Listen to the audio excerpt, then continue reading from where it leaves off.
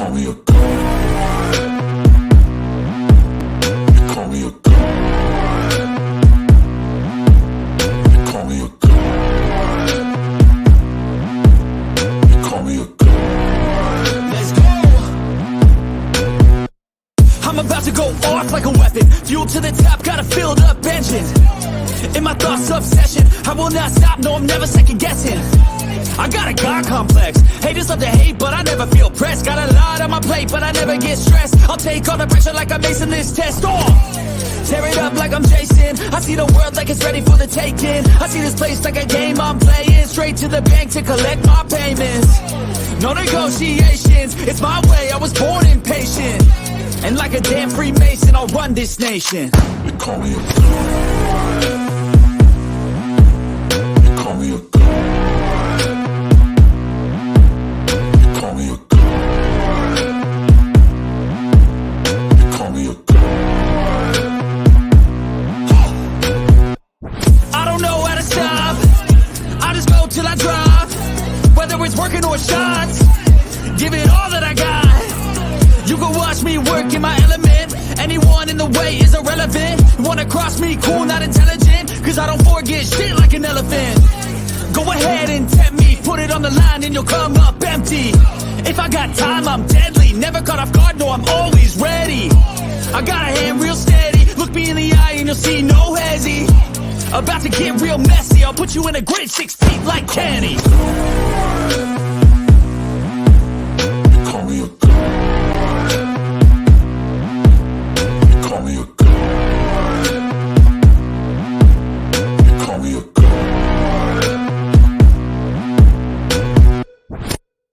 What's going on, everybody? Happy Thursday. We are back at it again. It's your boy, Reckless Ray De Niro, gonna say good morning, getting ready to go into bag fortification Friday. And, you know, getting a little bit out ahead of the ether, out from behind, not having to rush my future financial strategies episodes because crypto portfolios updates is on a very tight schedule. There's no way for me to really pre-record any of those, but these allow me, the future financial strategies allows me to get ideas out there into the lexicon at my pace. And I am a pretty efficient person. I like to run a little bit ahead. Now, I will have a deadline for the beginning of the month where we do the financial recap. So this will be falling in after that by a week or two. But I wanted to touch on the pitfalls of financial rigidity. Now, this is going to be pretty straightforward. And the reason I brought this up is because, and I've got a video that's going to accompany this that we're going to do a reaction to, since it's just a quick hit topic, looking at probably about 15, 20 minutes this episode, just to kind of broach this down, give my thoughts, get it out into the ether. This is kind of my financial journal over here, because we focus on future financial strategies. And I think the way that this is going to work out is we have to be adaptable. He who adapts the least or the slowest loses. And this finance game, it is a game. The money, your net worth, money in the bank, whatever, however you want to measure that, I consider it net worth for me as the game that I'm playing, are the points. And there are some people who do better than other people, but there's multiple metrics that we can measure ourselves on. Me being a man, I can only speak at this from a man's perspective. The way that you carry yourself, the way you keep your body in shape, your health, your virility, your ability to defend, your ability to protect those around you are also measures that can be measured. But specifically to the finance piece, it's interesting to me that when I tell people, and I don't even believe in getting yourselves up by your bootstraps. I'm not a bootstrap person. I'm a learn how money works person. Everything else will sort it out. Once you have financial literacy, you can technically do more with less. So when you have more, you can manage that more efficiently. Because right now I'm seeing people who make way more money than me that are making 6 figures and up, complaining about how the money's coming up short somehow. And I believe that the core skill has to be financial literacy in anything that you do, because money is going to be involved. Now, if we get into a perfect system where money's no longer involved, then you know what? I'm just going to be dead wrong, but I'll be doing whatever it is that other people are doing. I'll be building something. I don't know. But to disparage people and claim mediocrity because you're not the upper one of the 1%, to me is outlandishly insane. Like, that's crazy. Like, oh, well, you don't have to go to work if you don't want to, but you're not Bezos, so you're mediocre. Like, no, like, you have to go to work and I don't. There's a difference. Or we're working towards not having to go to work. We're working towards a goal. And to disparage people that are working towards a goal, or to tell people that, like, hey, you're going to have to put in 60 to 100 hours a week for a little while. You're going to have to get that front money somewhere. You're going to have to figure it out. You're going to have to assess the situation from where you are and then figure out what direction you have to go and start moving in that direction. And to tell people that, oh, well, if you're not going to be Jeff Bezos, you shouldn't try. Like, you should not be at the bottom of a financial system, especially not this one, especially not during the collapse that we're going through, especially not when your government is engaging in financial warfare against you. I would say do anything you can to make your situation better. And I will stand on that hill, especially right now. It's what I mean. I can only go with what I'm doing and what I'm seeing that works. Making forward progress. A lot of these people talk about their portfolios and what they're doing with no receipts. They just get on here and they go hard in the chat and they say whatever they want to say, and then they dip back into their actual mediocre lives, which I understand. I get it. There's a reason you're in the chat. Nobody wants to look at you. I get it. It makes sense. But what I want to talk about today, because there's a lot of people out there, and it's myself included, and I try not to be of this mindset, because my adaptability is what has gotten me to a point to where over the next 2 years, we will hopefully be making some magical pivots. We might be reaching one of the first plateaus on my way to buying my freedom, which is cool. We're going to be making some moves. We're going to be making the most out of it. I did my low ball projections for my portfolios, and there were some surprising numbers, and they're all big. And that's just based off of a low ball bull run projection for crypto. I'm getting very excited about the prospects of building out my brokerage account, obviously. And this gets me to the topic of the video, which is the pitfalls of financial rigidity. And the reason I bring this up is because you have these content creators that are selling you stuff. They're selling you consultations. They're selling you their programs. And there's some of them that are really good. There's some that I'm going to be tapping into, obviously. I mean, you can definitely tap in with us. We got the link down in the description for Circa 84. If you want to go deeper into the weeds, talking about real estate investing, trading, futures trading, options trading, cryptocurrency, obviously I'm in there. Real estate, obviously. We got some heavy hitters in there doing it actively. But these people are selling you you need them. They have inside information. They've got insight that you have to have. And normally it's insight into the way that they got wealthy. And I believe that with me, it's going to be different because there's going to be a few pieces to the puzzle. I'm not a just do one thing person.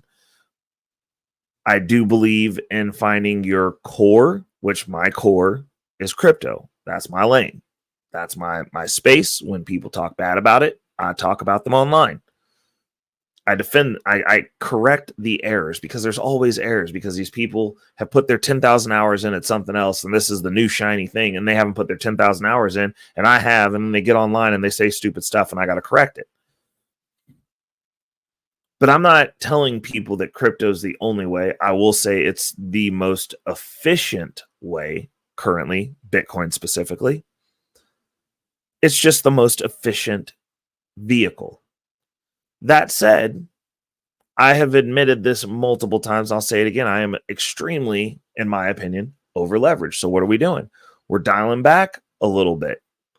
We're building out our brokerage account. We're getting that going. We're getting that income account going.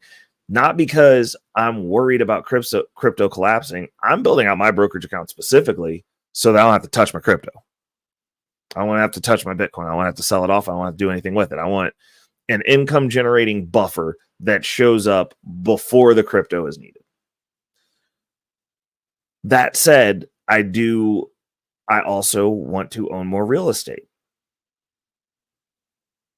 I don't believe there's just one thing. I believe you have your core and then you hedge, which means that like there's something else that you have that's a counter to whatever it is your core is. If you're going to go all real estate, fine, go all real estate. But here's the deal. Out of the three things we listed, you have to admit that the real estate play is the slowest of, it's the least efficient currently of all three of those. Brokerage accounts, stocks, are the second middle of the ground efficiency. And depending on how you're doing it, if you're just doing ETFs, if you're just doing the S&P 500, that's wealth preservation. It's wealth preservation because inflation is right there with you. So like you're just keeping that money at the same. I don't believe in set and forget. There's going to be some management involved. There's going to have to be some acuity. If you leave things in other people's hands, you're probably not going to get to the goal until they're ready for you to get to the goal, and they need you to need them. So you're probably not going to get there.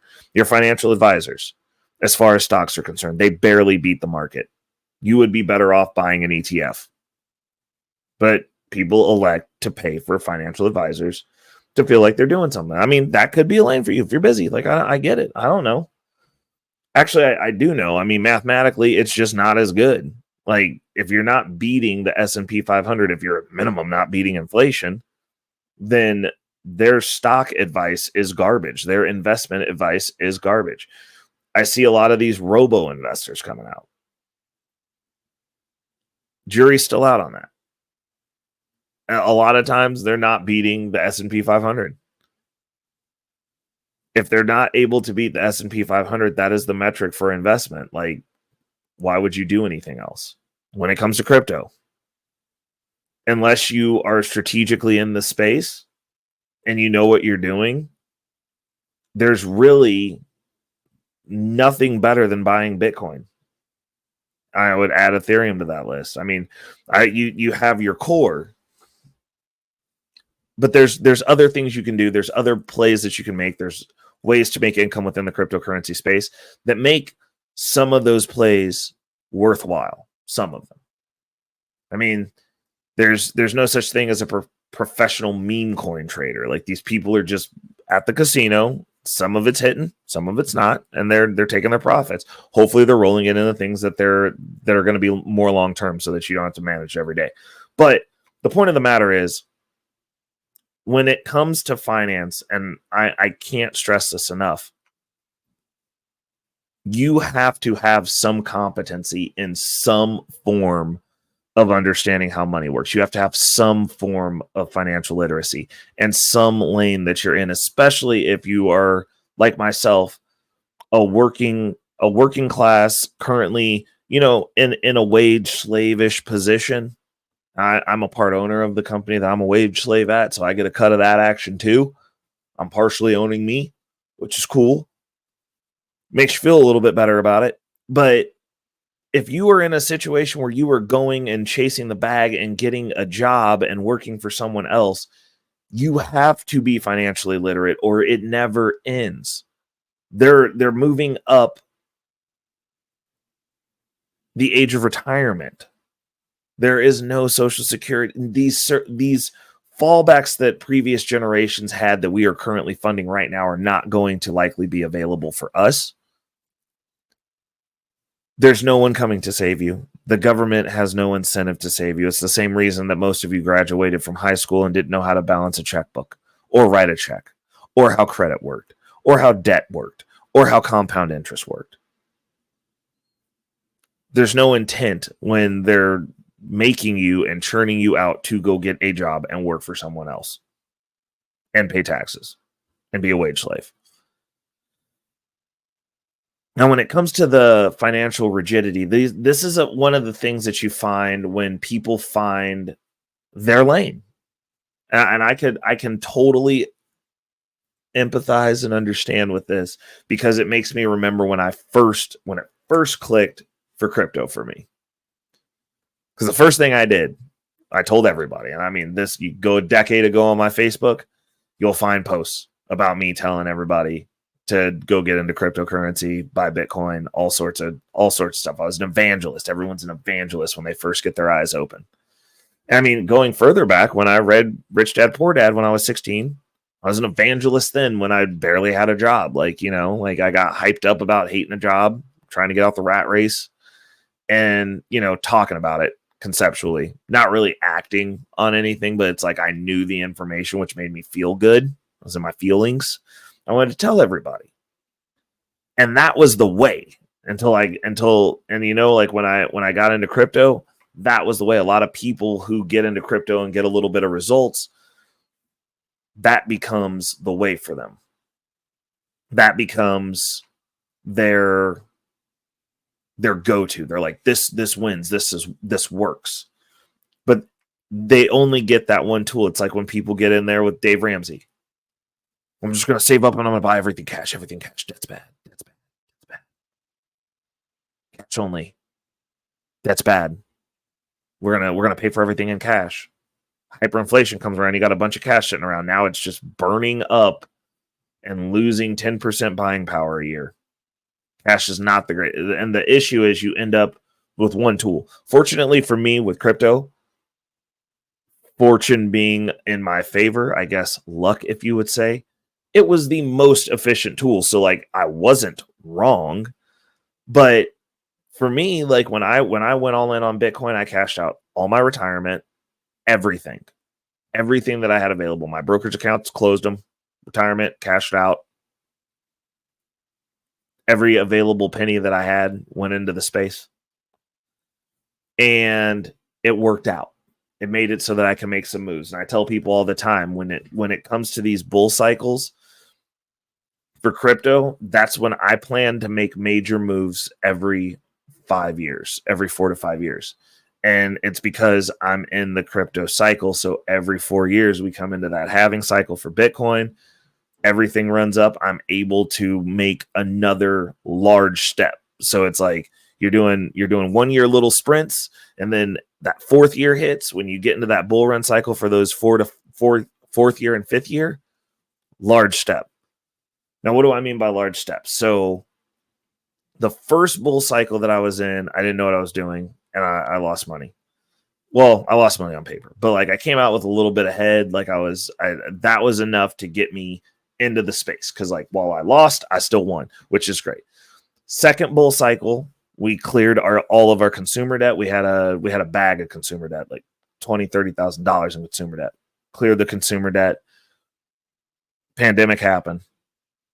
Didn't want our rent getting raised indefinitely every year, so I bought a property, house hacked it. Another large move. Paid off my car. Another large move. Now, this cycle, we're looking at either adding a property, doing upgrades on the existing property, getting the brokerage account kind of to a point to where there's something noticeable there. I do have one of the goals over this cycle is to hedge out into the brokerage account to get that account to cover the mortgage, basically, like the mortgage on my initial property. That's going to be one of my goals. And then going and checking out some out of the country property, going and visiting some spots to, you know, maybe set up what I'm doing somewhere else. That could be it. That's another thing that we're looking at. But when I first got into crypto, I thought it was just going to be crypto or bust. Outside of strategically, like outside of getting the property, like that was the first strategic move that I made, was getting the property, because I was like, well, we got to secure rent. And I do believe in owning property in the sense that your property values, your property and mortgage payments are only going up so much. It's variable. It's not going up $500. Like if your mortgage is going up $500, there's something wrong. But I was only using one tool. And so after we got the debt cleared, I was kind of went through this space where I was like, we're not really using. Well, actually, I used debt to clear the debt. I just used a better form of debt. Like that's when I started learning how debt worked. But immediately after that, I kind of was like, oh, I'm going to take a breather on this whole debt situation. And like, I really didn't buy anything. Like I just turtled up for that bull run to get that sorted out.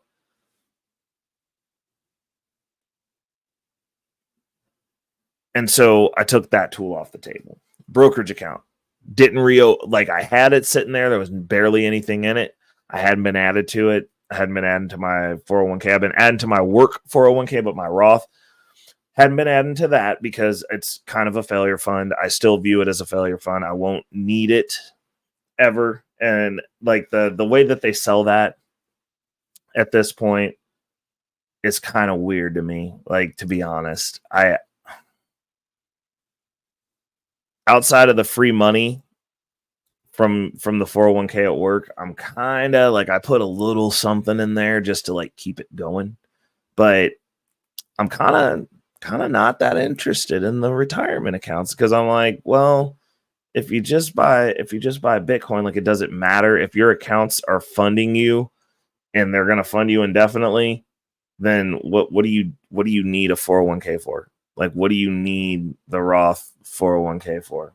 Like, I get it that you don't have to pay taxes on the money that comes out of it, but it's like, if you're just going to be getting income forever and, you know, like you get into a space to where you're not having to sell off shares of stock, like you actually start understanding how some of that stuff works, and your income is coming out of a dividend portfolio, and you have the ability to go build businesses and do whatever it is that you want, then I'm not sure where all these multimillionaires are needing a 401k, like where they need that money. I think it's just kind of, once it becomes a tax advantage thing to lower your tax burden, absolutely makes sense. But like while you're in the digging phase of getting out, while you should be in the digging phase of getting out of the rat race, out of the wage slave position that you're in, they're marketing to us that we should be investing in something that we can't touch until we're 65, guaranteeing that we work until we're 65. Like that keeps you in that position longer.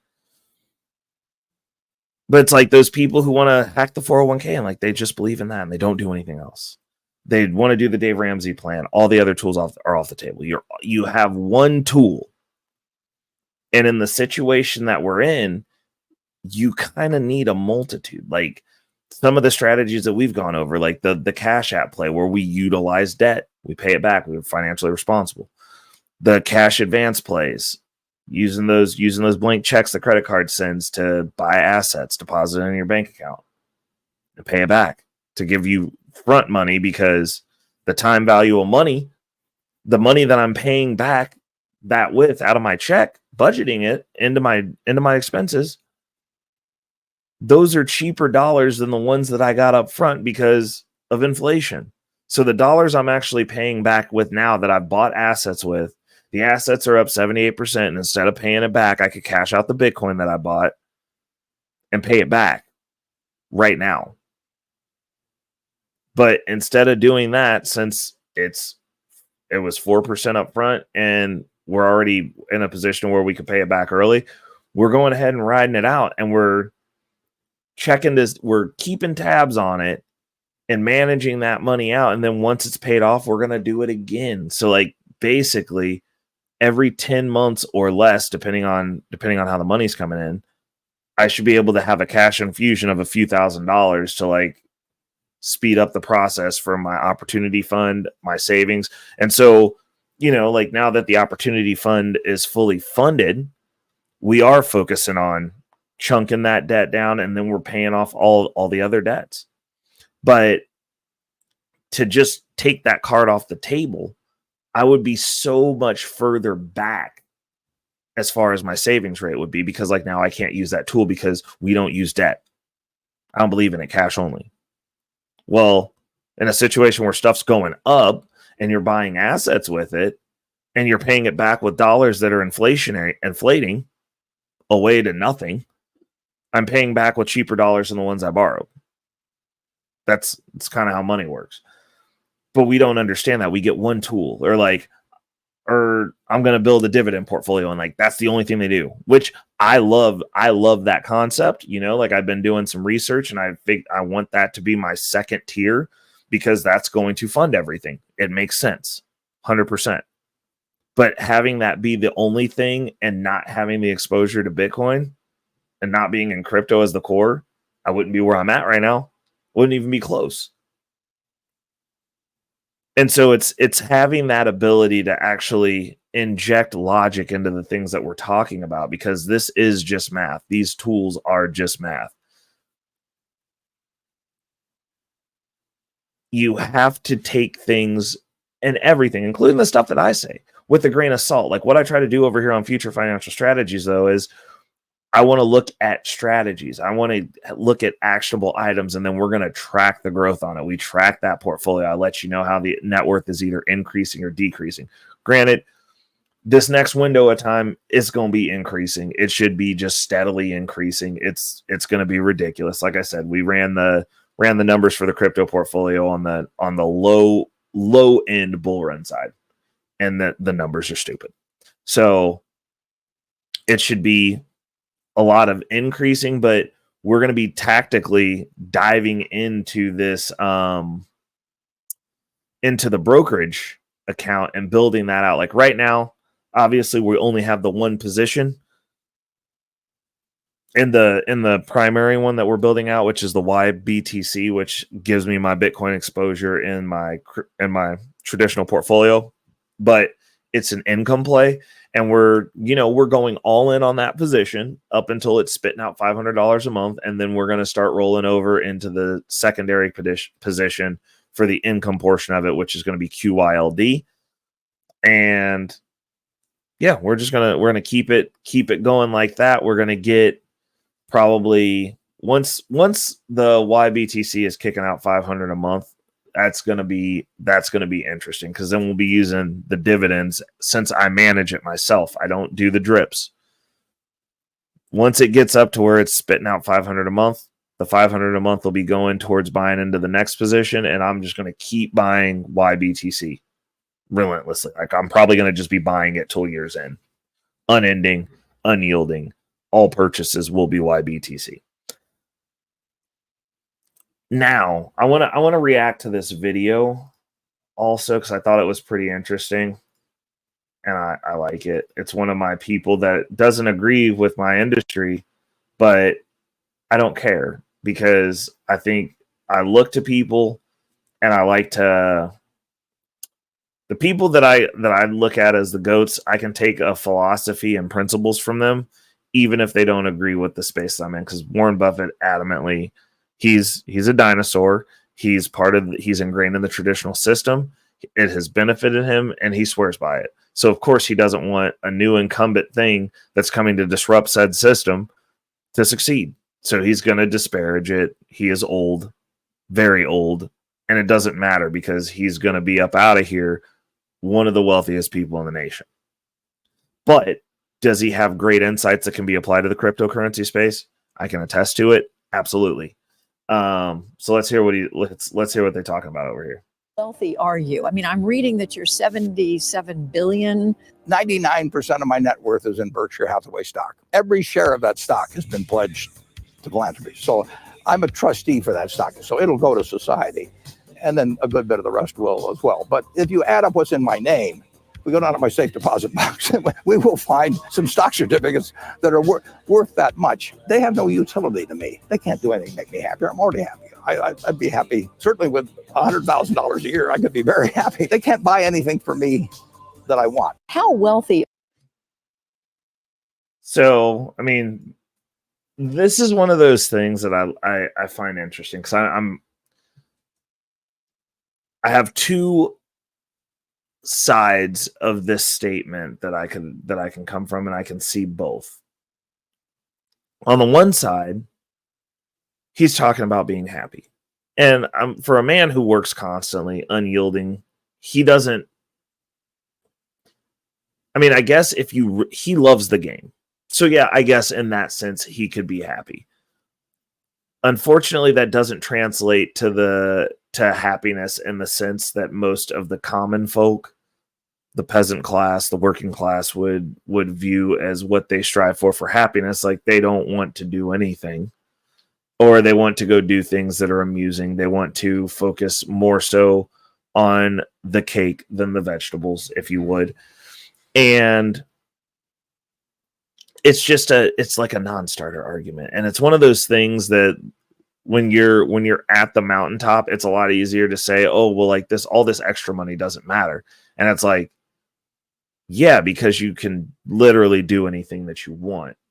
But what that does, it's almost insidious in the sense that those who can't see through the veil of what's going on and what money is and the opportunities that are afforded to people who have more money, they can just have more opportunity. They have the opportunity to, instead of staying in a country where you have to stay inside for 2 years, 3 years, however long they tell you to stay inside because of a pandemic, they can leave and go to a different country. Or within said country where everyone else is having to stay inside and being told what they can and can't do, they get to do whatever they want anyway because they're wealthy. So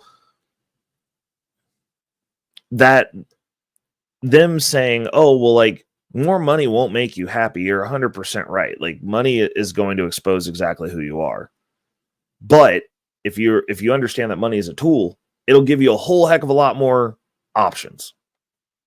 And more options are better than less options, especially when you're talking about navigating in a first world society, or being able to choose and elect where you live, where your kids go to school, what school district you're in. A lot of the stuff that the wokety woke people want to complain about is alleviated by money. It is. And a lot of it, the subpar education, opportunity and access, all fixed with money. All of it.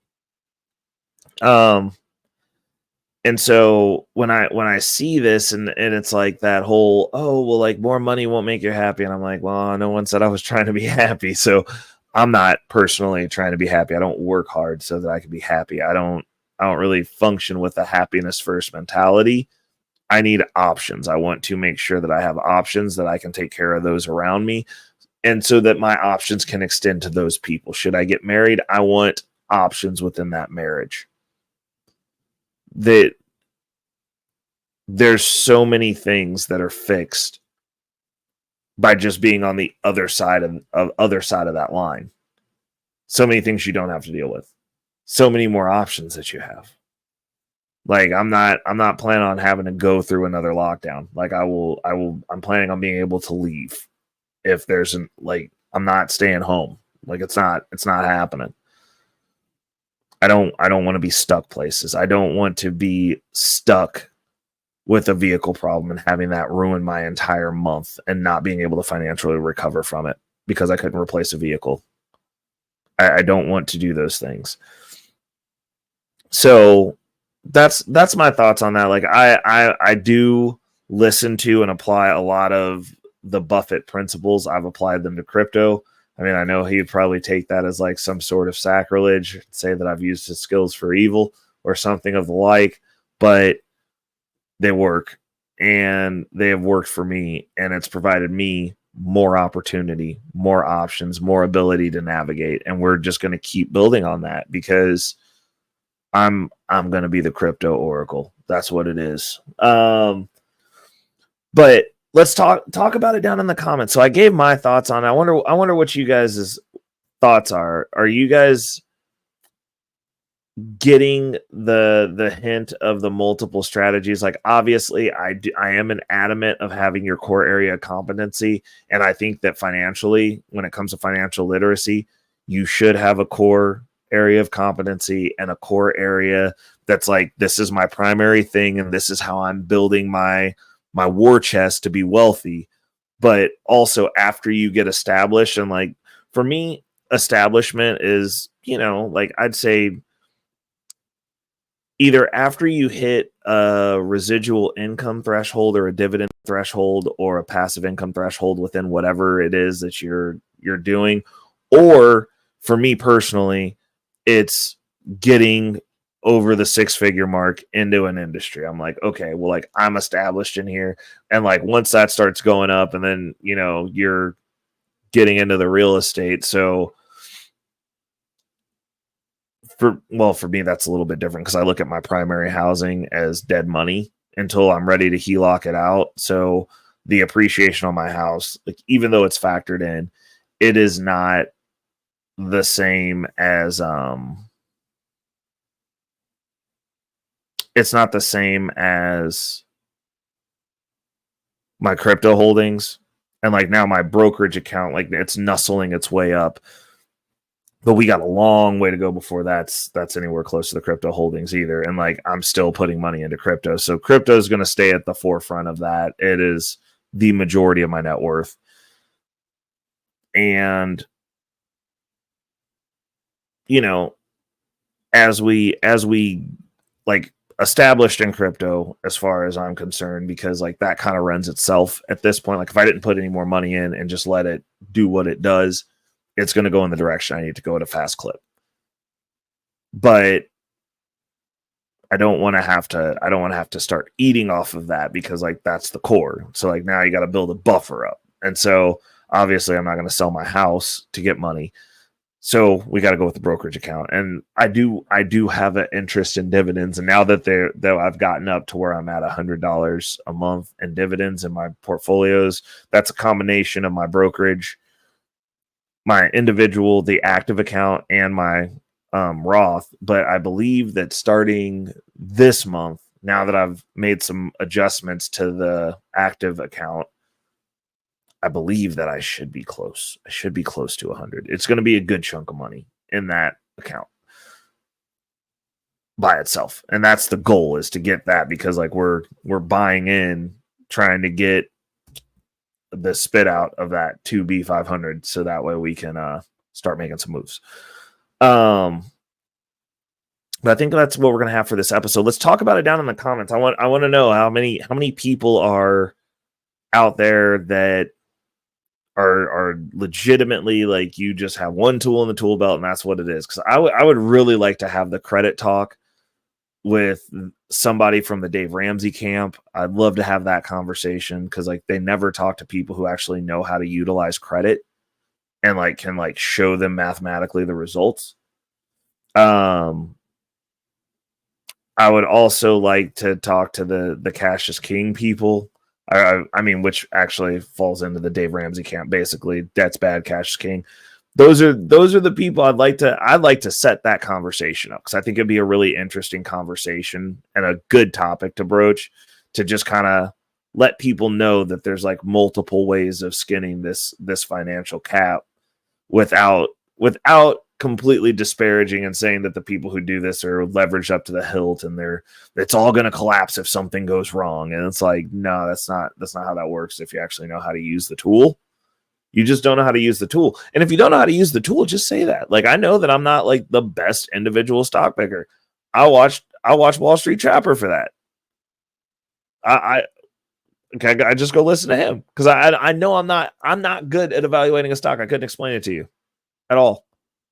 Like, I know there's some companies and I'm like, oh, that's a forever company that I want. I can explain to you my dividend positions, the way that I'm scaling that out. That I can explain. But like, as far as like individual stocks, like, nah, dude, I listen to Trap. Options, you got some cats over in Circa 84. Also, tap in with Trap. Like, I listen to other people because that's their lane. That's what they put their 10,000 hours in on. And I did not.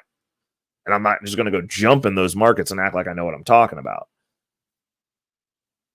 But yeah, we're going to wrap it up. It's your boy, Reckless Ray Dinero. And until next week, peace.